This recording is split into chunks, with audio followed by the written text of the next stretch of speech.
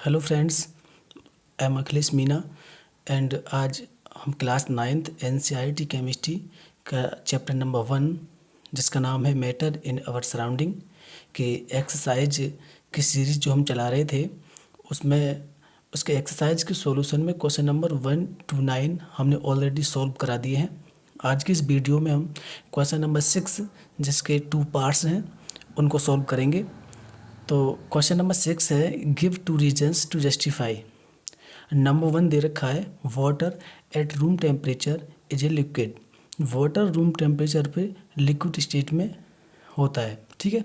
इसका रीजन पूछ रहा है कि वाटर जो होता है रूम टेम्परेचर पे लिक्विड स्टेट में क्यों होता है। तो फ्रेंड्स, आपने फिजिकल प्रॉपर्टीज़ पढ़ी होंगी मैटर की। There are 3 physical properties of matter that are solid, liquid and gas.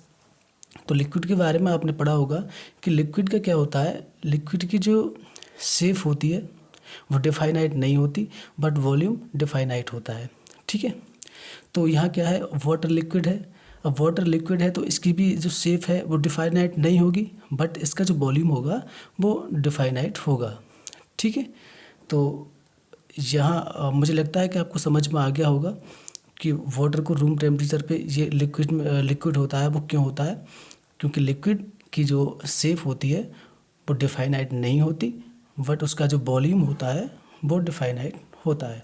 और दूसरी प्रॉपर्टी इसकी ये है कि लिक्विड के अंदर एक प्रॉपर्टी होती है फ्लूइडिटी की। फ्लूइडिटी मतलब टेंडेंसी ऑफ फ्लो, मतलब बहने की टेंडेंसी ऑफ फ्लो ये लिक्विड के अंदर होती है। और वाटर क्या हमारा लिक्विड है, इसीलिए इसकी 2 प्रॉपर्टीज हो गई। एक तो इसका जो शेप है वो इनडिफाइनाइट होता है, मतलब डिफाइनाइट नहीं होता, और वॉल्यूम क्या है डिफाइनाइट होता है। और दूसरा इसका क्या वो इसमें फ्लूइडिटी की कैपेसिटी होती है, ठीक है, टेंडेंसी ऑफ फ्लो। तो यहाँ पे मैं लिख दे रहा हूँ water at room temperature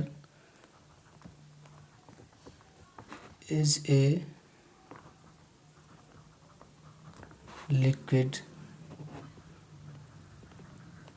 because it has fluidity and has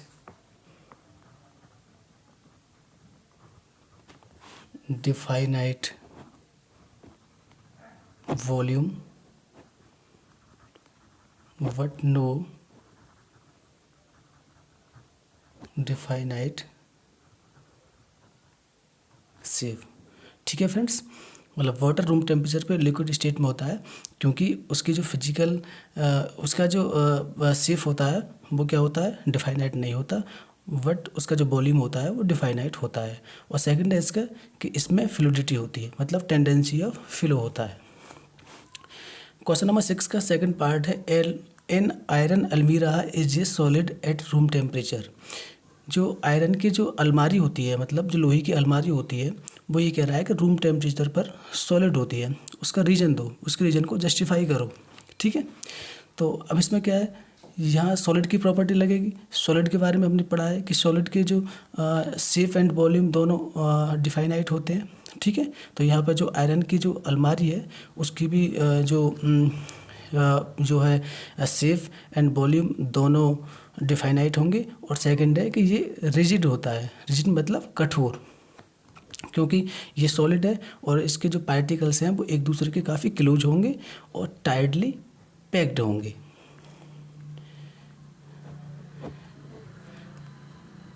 an iron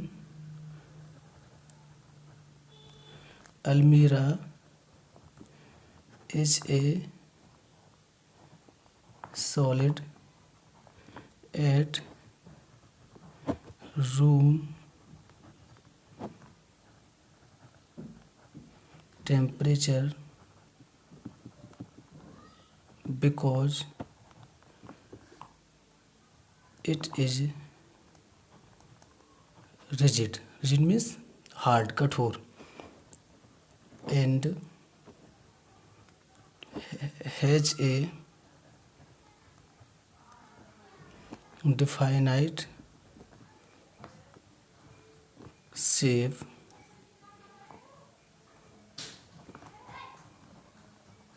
and volume. ठीक है फ्रेंड्स, मतलब ये पूछ रहा है कि जो आयरन की अलमारी होती है, आयरन अलमीरा जो रूम टेम्परेचर पर सॉलिड क्यों होती है। ठीक है, तो उसका आपको जो रीज़न देना है, क्योंकि आयरन अलमीरा क्या है, वो आयरन की है, और हमने पढ़ा है कि आयरन क्या होता है, सॉलिड होता है, और सॉलिड का जो शेप एंड वॉल्यूम क्या होते हैं, दोनों डिफाइनाइट होते हैं, और वो क्या होते हैं, रिजिड होते हैं। मतलब उसके जो पार्टिकल्स हैं वो रिजिड होते हैं और एक दूसरे के काफ़ी क्लोज होते हैं। ठीक है, टाइटली पैक्ड होते हैं। बस यही रीज़न था इस क्वेश्चन का।